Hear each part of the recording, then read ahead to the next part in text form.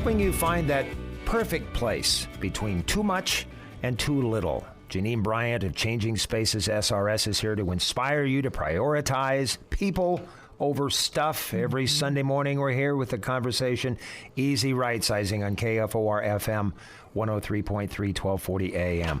But we can make a series out of stuff. Absolutely. That topic. I think we have. Mm-hmm. We all need to be reminded that people are more important than stuff. Yeah. You know, it's ironic, isn't it? Because we talk so much about stuff on this program and in my work at Changing Spaces SRS. That's what we do. We deal with stuff. So the majority of the knowledge and the tips that I share have to do with stuff. You know, we help people figure out how much stuff they're going to keep, how much stuff they should let go of, what they're going to do with their stuff.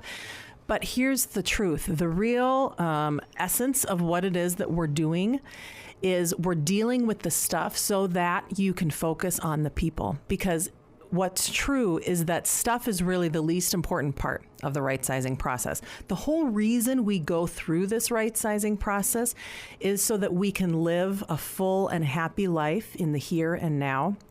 And you can only do that if you prioritize people over stuff. So today I thought it would be interesting if we talked about how to actually do that as you're going through the right-sizing process, how you can prioritize people over stuff as you're sorting and discarding.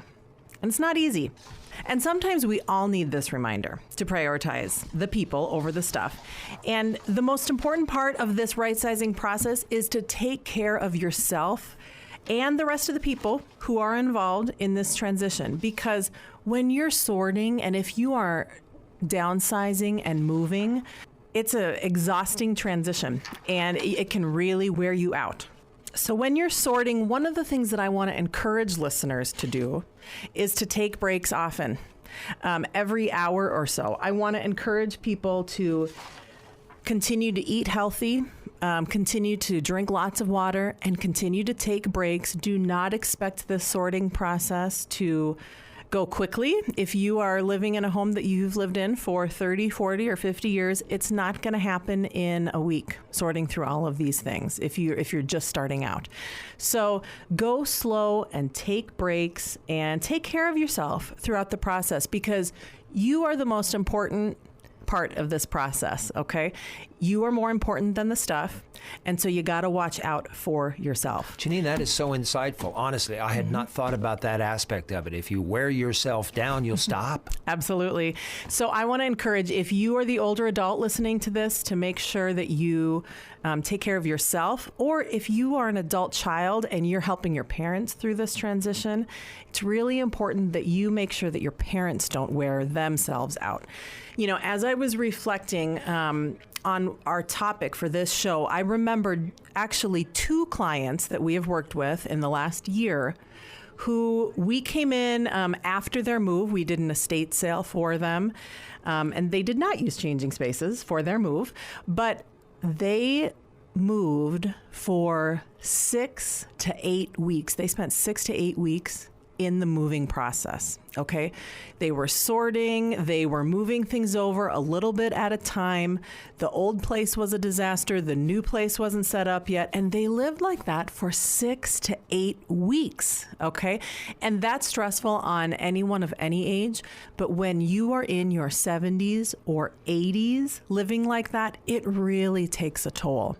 And I don't want a move or a downsize to completely wear you out. And so if you're going to do it, you have to be smart about it and you have to take care of yourself through the process. And if you're helping an older adult parent through this process, you have to make sure that they're taking care of themselves as well. So one of the ways you can do that is by tackling the areas of your home that you use the least. Okay, so that means like sorting through the basement, going through the guest rooms, maybe the formal dining room, sorting through these areas first because these are the least used areas of your home. That way you can preserve maybe the kitchen, your master bedroom. You can leave those areas undisturbed so that you still have a peaceful place to eat and a peaceful place to sleep, because that is what's going to fuel you to keep going throughout this big process. So again, I want to encourage you to take breaks. And also sometimes that means getting out of the house, spending time with friends, with family members, just forgetting about the sorting process for a while and refreshing yourself so that you can come back and tackle it again. Give yourself license to do that and don't feel guilty about it. Absolutely. Also, don't feel guilty when big emotions come up, because that is just part of the process. Okay, it's interesting to me. It is like a grieving process when you move out of a home that you have lived in for decades, a home that you have loved, a home where maybe you raised your children, a home where you lived with your spouse who maybe has passed away. This is a big deal, and so please just expect the sadness to come. Expect there to be feelings of nostalgia. Sometimes there's even some anger that comes up. I would hope that there might be some feelings of excitement that come up as you're going through this process. If you are planning to move, maybe there's excitement about what your new life will look like in the new home. And hopefully there will be some laughter as you encounter some memories when you're sorting through this process. And I'm sure that there will be pain and even tears as well. So just to be gentle with yourself, expect these emotions to come. All of that is completely normal. What I find comforting is when I go through my son's stuff, it helps for me to have an afternoon with my granddaughter. There you go. His daughter. Yes. And then I talk to her about things that her dad did. Absolutely. When he was small. Because then, Dale, it shifts your focus to the here and now and making new memories with this next generation, instead of sometimes when we're going through our stuff, we can kind of get stuck in the past. When we're going through, especially if it's happy memories, you might think, oh, life, you might be looking at the past with rose-colored glasses. And then if you're looking towards the future, you might be thinking, it's tempting, I think, to think, oh, the future might not be as good as the past was. So it's important to kind of pull yourself out of that and do something in the here and now that brings up those positive feelings. So just remember that this transition is a big one. I mean, if you are leaving a home that you've lived in for a long time, just be gentle with yourself and don't worry too much about the stuff. Don't put the focus on the stuff. Put the focus on yourself and your family members as you're going through this transition, so that this transition can be a successful one for you and your family, both mentally and emotionally. And so that means that you don't let fights and disagreements about stuff come between members of the family. Boy, we have seen our share of this, Dale, right? Over the last 12 years at Changing Spaces SRS, when we're helping people sort through their items in their homes, sometimes there's some family disagreements about who gets what. And what I have found, it's so interesting, is that the fight is so rarely about the actual stuff. It might, that might be what it looks like on the surface, but underneath it's usually about an underlying relational issue, isn't it? So don't let the disagreements about the stuff come in between your family members. I just visited with a client this week, actually, who is emptying out a home that belonged to his mother. She is in the nursing home now. She won't be returning back home. And they were sharing with me that there's been a lot of family strife the last 6 months with siblings and cousins and aunts and uncles and people wanting to come in the house and take things that they perceive as valuable, and they're really fighting over it. And when you think about when you take the big picture view of a transition like this, 10 years down the road, is it really going to matter all that much who got grandma's yellow pie plate? Right? Is it going to matter more if you still have those intact, strong relationships with your family members? So that's something that I just want to plant that seed so that people don't let the fights over the stuff come in between their relationships with their family members. So, because living a full life is the reason that we are doing this. It's the reason we're going through this right-sizing process. We're shedding what we don't need in our homes so that we can live a full and productive life in the here and now.